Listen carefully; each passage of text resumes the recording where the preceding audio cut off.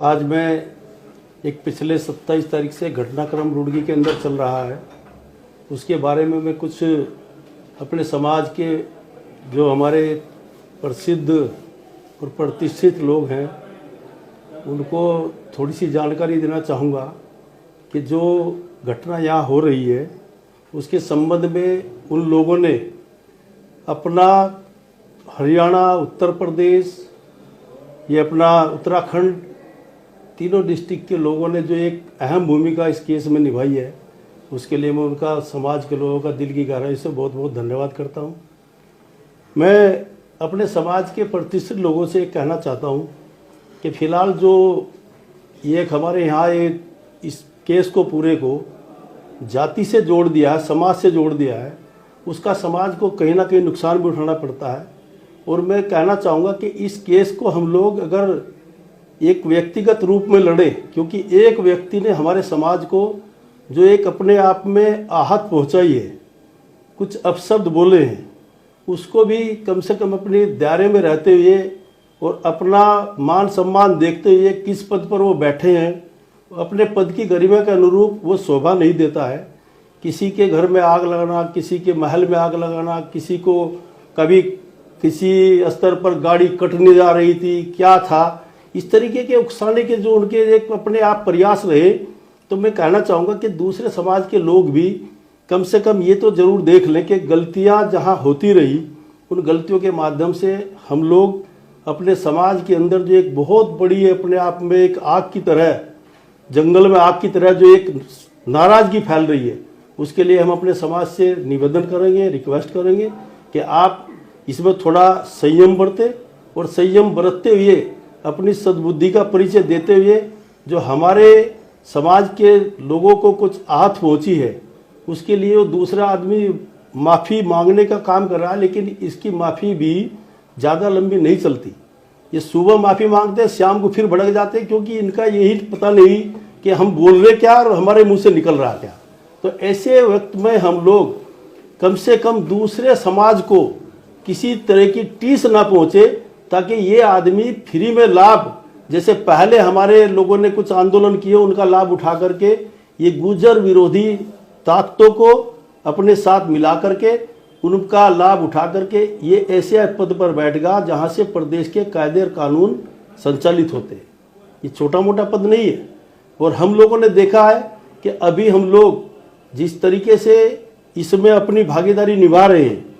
उसका कहीं ना कहीं जिस व्यक्ति का हम लाभ करना चाह रहे हैं, उस व्यक्ति का बड़ा नुकसान हो रहा है। उस आदमी को अभी हम लोग जो कानून है, वो कानून को अपने हाथ में ना लें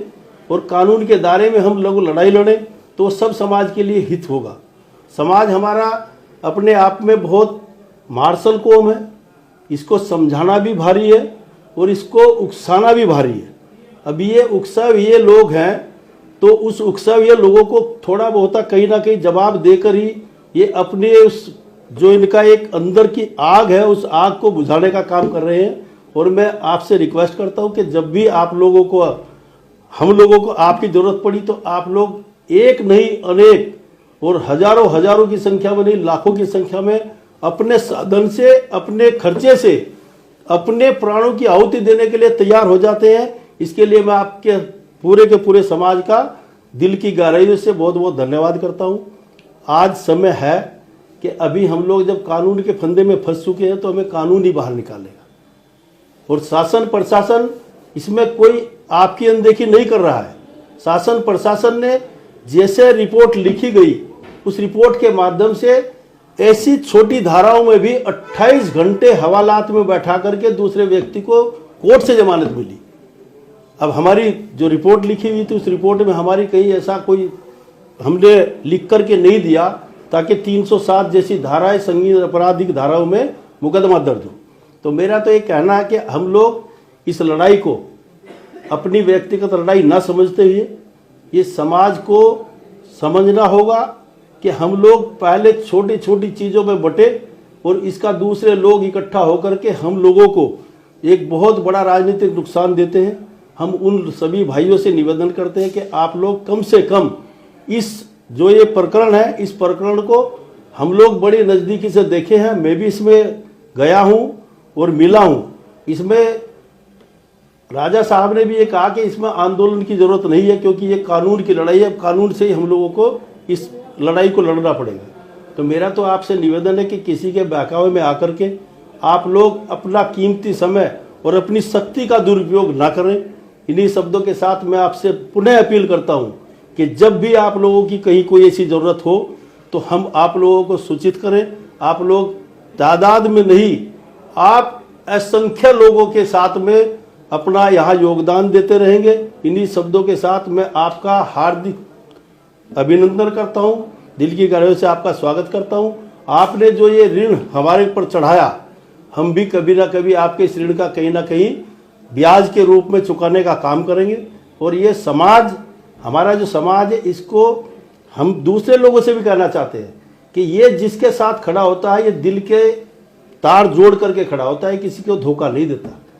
तो मैं तो आज रुड़की के अंदर हमारी कहीं ना कहीं जो अपने आप में एक समाज में छवि कहीं धूमिल हुई है, उसमें अब हम लोगों को सोच समझ करके निर्णय लेना होगा कि हम इस धूमिल छवि को कैसे कानून के रास्ते से साफ करें, ताकि जो लोगों में द्वेष की भावना है, हमारे प्रति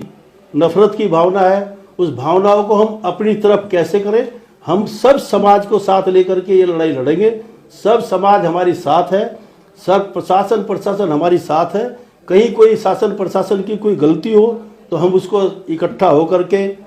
बाद में करें, पहले हम व्यक्तिगत रूप से उसमें बात कर सकते हैं। आपके भाई यहाँ इस ओहदे पर हैं कि आपको किसी भी स्तर में बात करने के लिए सबसे पहले शासन प्रशासन, वो किसी की ज़रूरत बड़े नेता की या किसी और की नहीं होती, आप डायरेक्ट बात कर सकते हैं।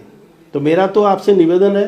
कि हम लोग इस लड़ाई को लड़ने में थोड़ा लेट हो गए। जिस दिन ये लोग हवालात में थे तब हम इस तादाद में इकट्ठा होते तो शायद कुछ निर्णय हो सकता था। अब जब हम लोगों को जेल में कानून के धाराओं में जेल की सलाखों के पीछे चले गए, तो अब इसमें हमारा न्यायिक जो एक क्षेत्र है, न्यायिक क्षेत्र से ही हम लोग कानून के तरीके से उससे बाहर आने का काम करेंगे। और हम लोग जो ये अभी हम लोगों को उकसा करके कुछ छोटे मोटे आंदोलन के रूप में जो लोग कार्य कर रहे हैं, मेरा उन लोगों से हाथ जोड़ करके निवेदन है कि इसमें हम अपनी शक्ति का दुरुपयोग ना करें, शक्ति को संयम से रखें, ताकि ये वक्त पर समय पर काम आए। आप लोगों का, गुर्जर समाज का मैं दिल की गहराई से फिर बहुत बहुत धन्यवाद करता हूं कि आप बिना कहे, बिना सुने, पंचायत स्थगित होने के बाद भी आप इतनी तादाद में आए। मैं आप लोगों का बहुत बहुत स्वागत करता हूं। धन्यवाद।